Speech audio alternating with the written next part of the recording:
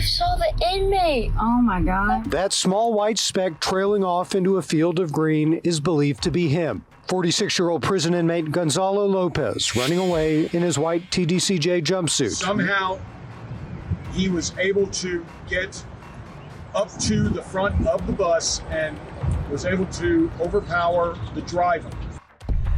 Before taking off on foot into the woods. It was one of the scariest. You never expect when you're living in a peace and quiet place to all of a sudden you have to be on lockdown. You guys, a good hair day really improves my mood. But personally, I want to have excellent hair at all times, and that has become harder and harder. I've been bleaching it, dyeing it, and subjecting it to all sorts of heat treatments to give it the perfect shape. So lately, I've been losing quite a lot of hair, and I decided to do something about it. Enter MD Hair, the sponsor of today's video. I never thought you could get so much for a small subscription, y'all. It took me just a few seconds to complete their online quiz, and I got a personalized kit containing treatment shampoo, regrowth serum, and restore supplements. Among my hero botanicals are reishi mushrooms, tea tree oil, and saw palmetto. This super quick and comprehensive quiz is done by MD Hair's AI technology. Honestly, what is more exciting than AI sorting out your hair? MD's Hair's AI not only analyzes your scalp and gives you a treatment plan, but it also tracks your hair growth progress throughout time. And that's not all you get. The subscription includes free 24/7 one-on-one chat support with dermatologists. I was so happy with this. Now I understand exactly how the product works for me and how I'm supposed to use it. 3 weeks into using my tailored MD hair kit, my hair is already thicker and its texture is soft and shiny, almost as if I'd never bleached it before. MD Hair is fully backed by science and made to fit all needs. From thicker, healthier hair to actually repairing intense hair loss, it's formulated with medical grade and natural ingredients, and it's clean and sustainable too. Cruelty-free, paraben-free, and packed in recyclable packaging. Customize your hair regrowth treatment with MD Hair. Use my promo code ANNA70 to get your first month of customized products at 70% off.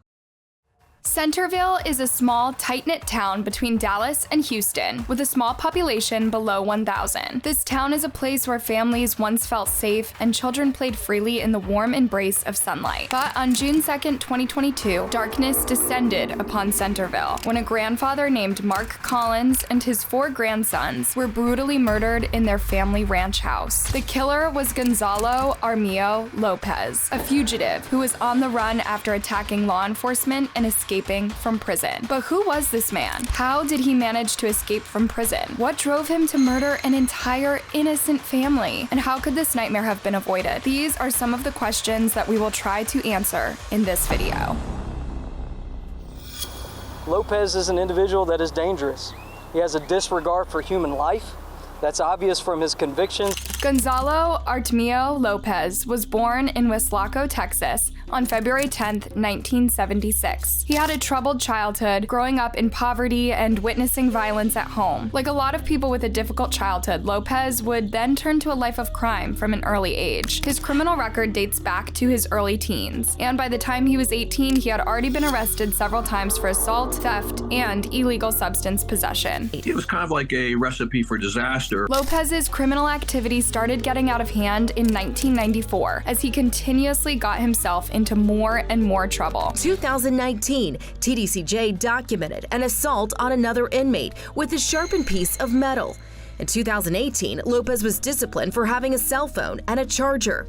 And twice in 2016, he was in trouble, once for having a razor blade and once for injuring another inmate during a fight. On February 10th, he, along with 2 other accomplices, robbed a convenience store at gunpoint. On March 8th, he was arrested for aggravated assault, and he attacked a man with a baseball bat. And on April 6th, he was arrested for unauthorized use of a motor vehicle. But it was on April 15th, 1994 that Lopez would commit the most serious crime of his young life. On that day, he was driving a stolen car when he ran over and killed a pedestrian walking by the side of the road. At that moment, it didn't cross his mind to stop and see how he could help his victim. Instead, he fled the scene of the accident, but was later apprehended by law enforcement a few days later. Lopez was charged with aggravated assault, possession of illegal substances, failure to stop and render aid, hit and run, and unauthorized use of a motor vehicle. His case went to trial in October October 1994, and he was convicted on all charges with an 8-year prison sentence. Lopez's 1994 conviction was a watershed moment in his life. It was the first time he had ever faced serious consequences for his actions, and it marked the beginning of a long and troubled journey through the criminal justice system as he went on to commit more and more serious crimes.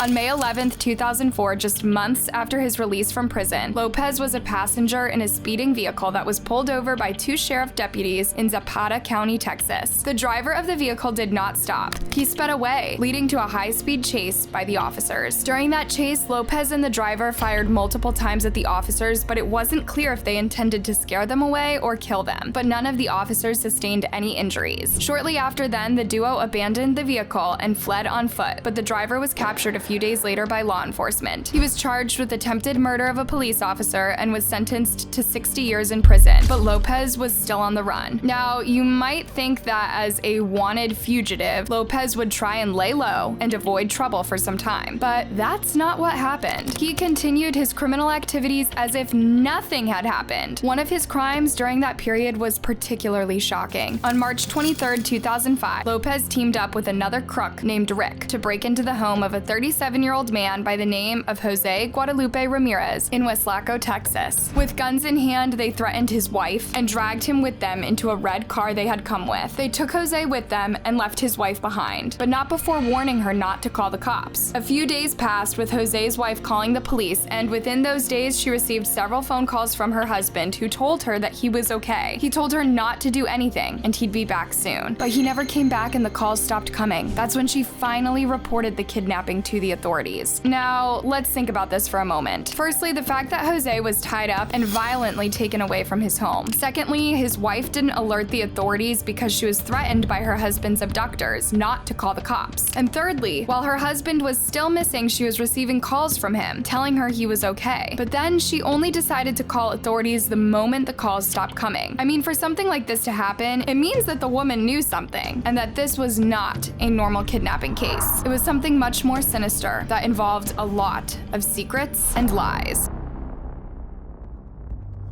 It happened that Lopez and Rick were working for a man named Juan Lerma, who was the leader of a Mexican drug cartel called La Mañana Gang.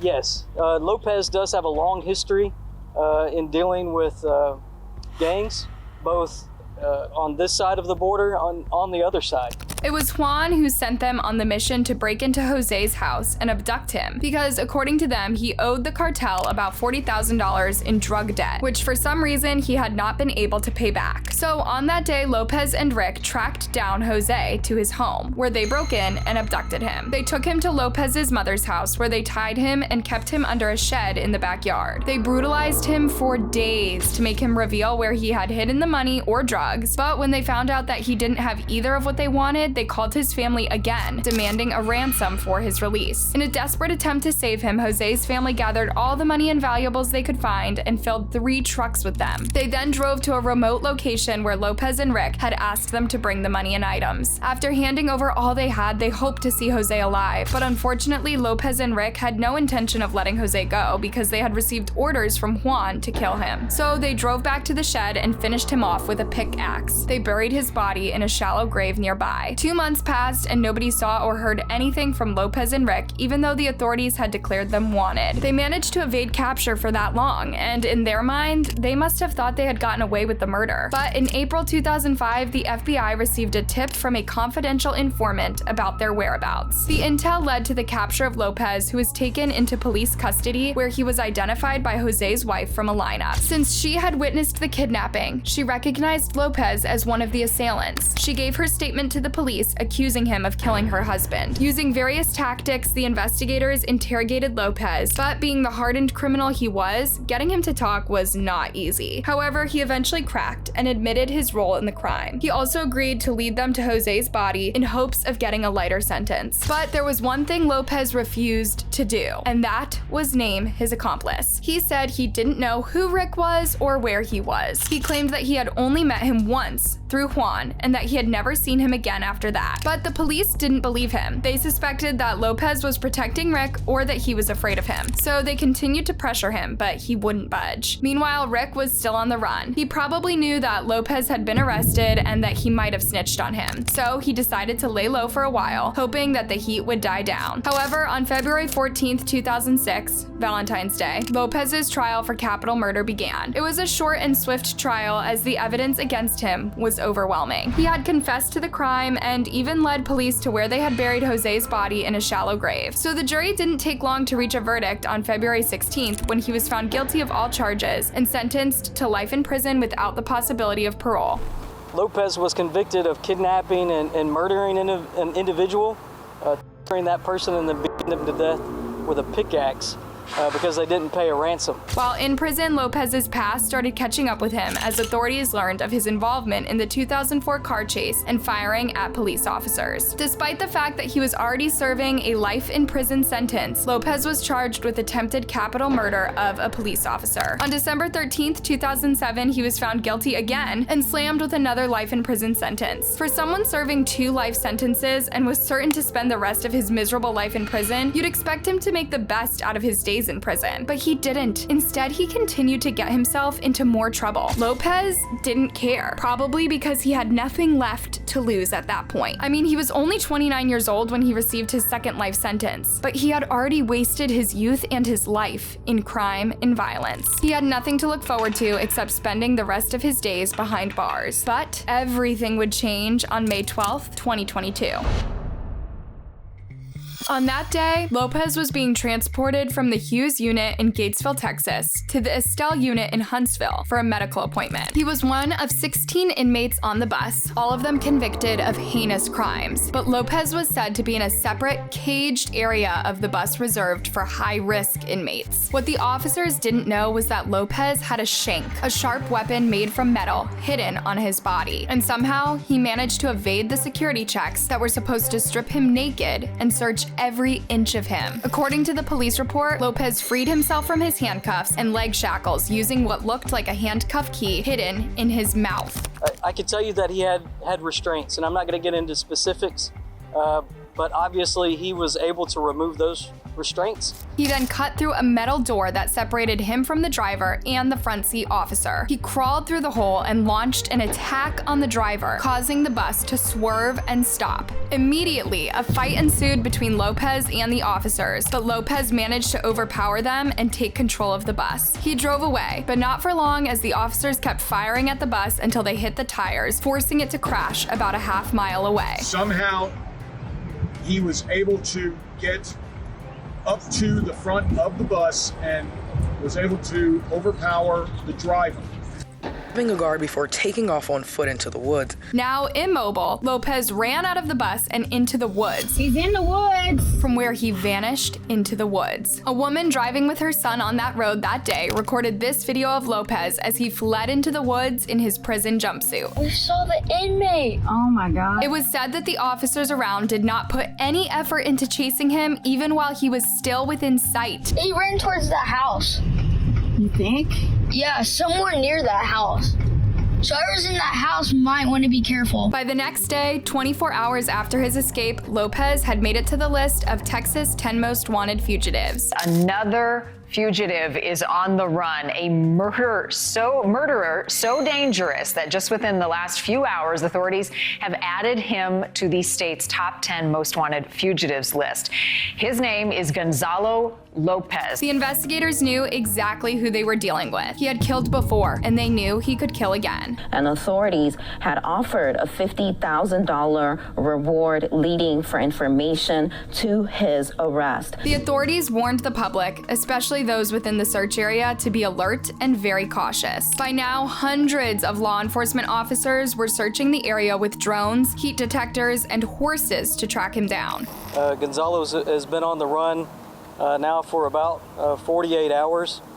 We have law enforcement from the state, federal, local, and county level that are all here actively searching for Lopez. While they searched for him, investigators found some clues that Lopez had been in the area because on May 31st, they found DNA samples that was suspected to be his in a bulge near the Collins property. But they never caught up with him as he was always one step ahead of them. But there was one place they didn't check carefully enough, and that was around a family hunting ranch owned by the Collins family. The Collins were a well-known and respected family in their town. The grandfather, Mark Collins, was 66 years old and loved to take his 4 grandsons hunting and fishing at their ranch. The boys were 18-year-old Waylon, 16-year-old Carson, 11-year-old Hudson, and 11-year-old Bryson. They were 3 brothers, and their cousin who loved playing baseball together. The county sheriff even said he had coached them since they were little kids. It happened that on June 2nd, 2022, Mark picked up his grandsons and drove them to the ranch for a weekend of fun and bonding. They had no idea that Lopez had broken into a nearby house just a few days before. The police had cleared the ranch earlier but didn't notice any signs of Lopez's presence, so they didn't warn Mark or put it on the news because they thought Lopez was long gone, but they were wrong. That night, Lopez snuck into the ranch and killed Mark and the boys while they were sleeping. He then set the ranch on fire before taking an AR-15 style rifle and a pistol and fleeing the scene with the family's white pickup truck. The next day, a relative of the family called the police when they couldn't reach Mark or the boys. The police arrived at the ranch around 6 p.m. and found the charred remains of the 5 victims. It was then that they issued a statewide alert, warning the public to be on the lookout for a stolen truck and the armed murderer. It was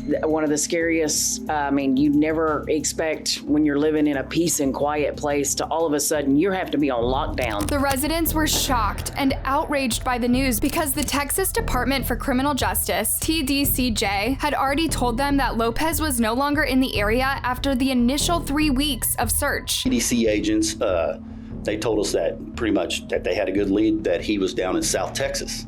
And so everybody kind of goes back to normal life. They never alerted the residents when they discovered that Lopez could still be hiding in a house near the Collins property. They said that they had recovered a DNA sample in the property that they suspected to be Lopez's. They should have alerted every one of us residents in the search area, at least the ones in the search area.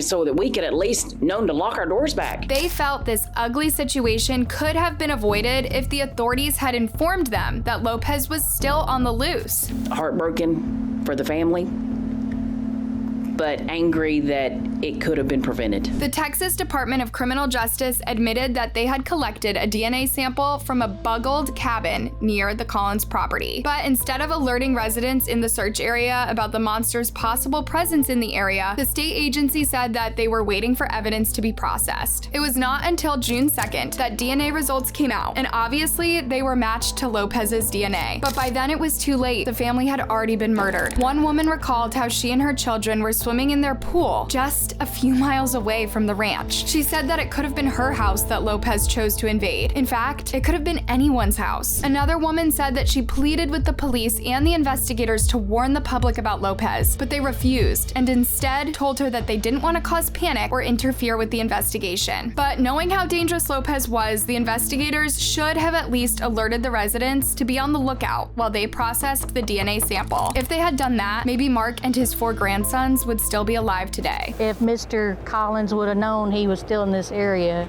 he most likely, I'm sure he would not have brought his grandsons up here. As you can imagine, the family was completely devastated by this huge loss, but they said that they were still committing everything to God. My short message is God is still God, and we're not. And God is still on his throne. And there is a purpose in this, no doubt. On June 2nd, a deputy sheriff spotted the stolen truck and confirmed the license plate. Law enforcement spotted that vehicle on a roadway, and the license plate matched the Bolo. And so that's when they began to tail Lopez in that vehicle. He followed Lopez but kept a safe distance until backup arrived. At which time, Jordan Police Department spiked the vehicle, flattening all 4 tires. The vehicle turned on the spur up here and then went out into a field and got back on Highway 16. And even with punctured tires, Lopez still tried to escape, but he was already surrounded on all fronts, and with nowhere else to go, he drove through a field while firing multiple times at the officers. The suspect stuck a rifle out of the window of the truck and fired several.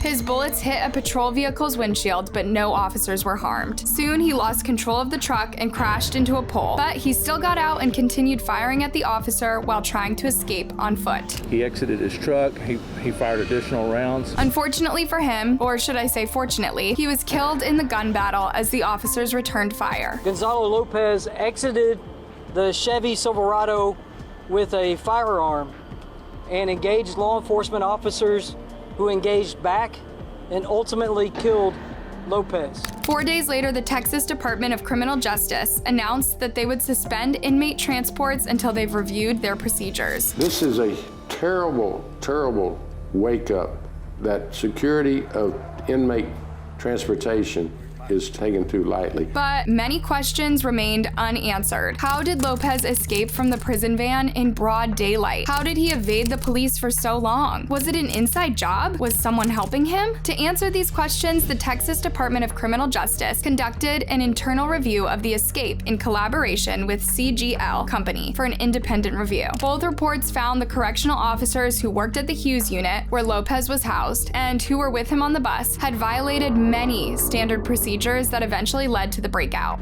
That will be part of us going backwards to determine how that escape happened and taking any precautions that we need to take in order to prevent that from happening in the future. But before he left his cell, he asked an officer to deliver a bag of his belongings to another inmate. The officer agreed, but the thing is that the bag contained Lopez's mattress and blanket, which is a clear breach of protocol. Lopez was then handcuffed and fitted with a cuff protector, a device that prevents inmates from tampering with the cuffs. But not all cuff protectors leave the keyholes exposed, and Lopez sure knew how to exploit this weakness. Secondly, he managed to evade a metal detector that was supposed to scan him for any hidden objects. The report said the device was not used on him for unknown reasons, and 2 officers were said to have falsified the search logs indicating that Lopez had been searched when he had not. If the officers had made him go through the metal detectors, they would have found what looked like a handcuff key that Lopez had hidden in his mouth, as well as 2 8 to 10-inch metal weapons that he used to cut through the metal security doors. Once on the bus, Lopez was left alone with other inmates while the officers stepped out for a break. Again, this was another violation of the rules, as inmates should never be left unattended during transport. And it was then that Lopez tried to recruit other inmates to join him in the breakout by showing them the weapons that he had smuggled and asking them if they were ready to rock and roll. However, the report said that none of the inmates joined or directly helped him in making the breakout, but they created a distraction by making loud noises and blocking the view of the officer in the back, while Lopez freed himself and used his tools to cut through the metal door, which took him about 90 minutes. It was also revealed that Lopez had ordered several books and magazines on survival skills, weapon making, and manipulation. Although none of these materials were delivered to him, no one alerted the authorities of his suspicious interests. After the investigation, TDCJ initiated disciplinary action against more than 20 staff and supervisors. The agency has also made several security changes since the escape, including increasing the required number of officers to 3 on every transport bus. They've also started installing video surveillance on buses and stopped the culture of informing inmates of their transport dates in advance. Overall, the TDCJ and the CGL Company's report found that the staff at the Hughes unit had been complacent and circumvented security procedures in favor of hastily completing responsibilities in a cursory manner. These breakdowns appear to have become routine and a matter of regular practice rather than isolated incidents. What do you think about this story? Do you think that it could have been an inside job? And do you think that the authorities should have done more to prevent this tragedy? Share your thoughts in the comments below, and if you enjoyed this video, please give it a thumbs up and subscribe to our channel for more content like this. Thank you for watching. Until next time, stay safe.